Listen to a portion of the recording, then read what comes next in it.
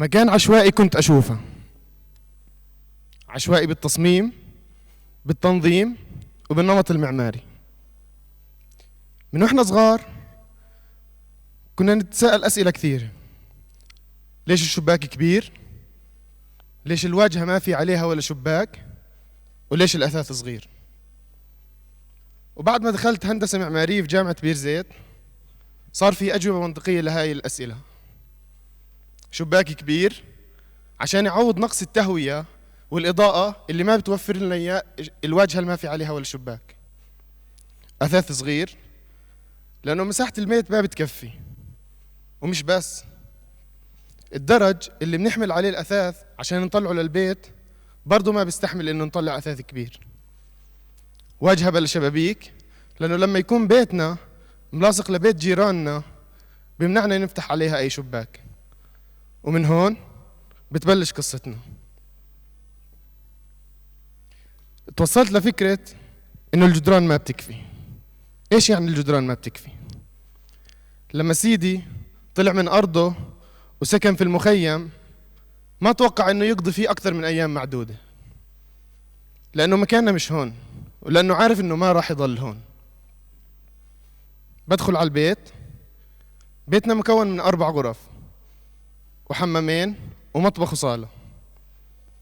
كيف هذا البيت ينهدم فيه 3 حيطان عشان نوسع مكان الصالة، لأنه هو المكان اللي بنعيش فيه دايما على حساب مكان النوم، لأنه لما ننام ما بنشوف بعض.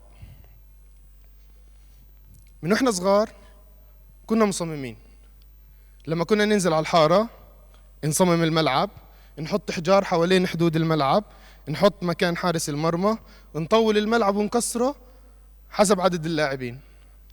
وهذا الملعب هو نفسه الشارع، وهو نفسه المكان اللي بتمر فيه السيارات، وهو نفسه المكان اللي ممكن نشرع عليه غسيلنا. نتطلع على الحيطان وبنفس الشارع منلاقي صورة شهيد، منشيلها وراها صورة كمان شهيد، منشيل الصورة اللي وراها ممكن يكون أسير، ممكن يكون إعلان تجاري. وهيك كل الحيطان في المخيم، كل حيط له قصة، وكل قصة إلها راوي وإلها مصمم وإلها معماري.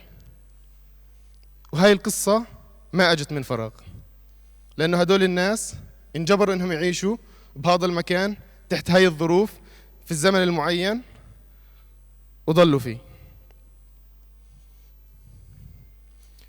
كثير كلمات بنراودها في المخيم، مصطلحات ممكن تكون طبيعية في أي مكان تاني، زي وطي صوتك، أو يلا نلعب قبل ما تليل، أو كل هاي الأفكار. وطي صوتك لما نكون مشاكلنا عند جيراننا ومشاكل جيراننا بنسمعها عنا. ريحة الأكل لما نسمع طبيخ الجيران قبل ما نشم ريحة طبيخنا. هاي أشياء وتفاصيل صغيرة يمكن الكل ما بيلاحظها، بس هي بنعيشها كل يوم، واللي بيعيشها فكرها طبيعية. وأنا ماشي بنفس الشارع بتطلع على البيوت، كل بيت له مصمم، وكل مصمم معماري بحط القوانين اللي بيقدر يتوسع فيها واللي بيحب يتوسع فيها. بيت من 4 طوابق ما بيقدر يبني الخامس لأنه الأساسات ما بتستحمل، بده يوسع البيت شمال ويمين لأنه ما في مجال إلا يتوسع هيك لحد ما يوصل بيت جيرانه. نتساءل، هل إحنا لازم نضل عايشين هون؟ هل هذا هو مكاننا؟ إني أكون عايش في مكان أفتح شباك غرفتي ألاقي يا مزراب الجيران، أو أفتح شباكي وألاقي بس بيت الجيران، أو واجهة ما في عليها ولا شباك، وأنتقل لمكان سكن تاني اللي هو في بير زيت أفتح الشباك ألاقي خضار، وألاقي صوت طيور، وألاقي مكان مفتوح، وألاقي ارتداد بيني وبين جاري، الشمس بتدخلني، الهواء بدخل على بيتي، بس أنا ساكن في مكان المخيم.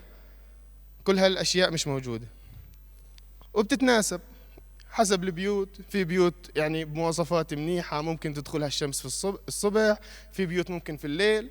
كل واحد وحظه، وكل واحد حسب قدرات جيرانه مش حسب قدراته. ومعلومة صغيرة، بتعرفوا إن المخيم مؤجر ل 99 سنة؟ ما بتعرفوا، أو يمكن البعض بيعرف، بس إحنا مؤجرة أراضينا ل 99 سنة. حد بيعرف إيش ممكن نعمل بعدها؟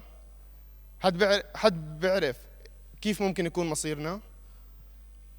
نطلع لهذا الشارع اللي هو نفسه شرحت عنه، اللي هي الحارة، اللي هي عملت أشياء وناس مجهولين بيلعبوا فيه، اللي هو الشارع الموجود في كل حارة، في كل مخيم، في كل مكان ممكن يعيشوا هدول الناس. وأخيراً خلينا نحكي إنه اللاجئ هو مواطن ساكن لفترة مؤقتة، وإن المخيم منطقة بيشغلها عدد كبير من الناس بكثافة عمرانية، ومنطقة سكنية فقط، مش موجود فيها أي موارد ثانية أو بنية تحتية تكفي إنه يعيش فيها، بس هو معتبرها مكان حياته الطبيعي.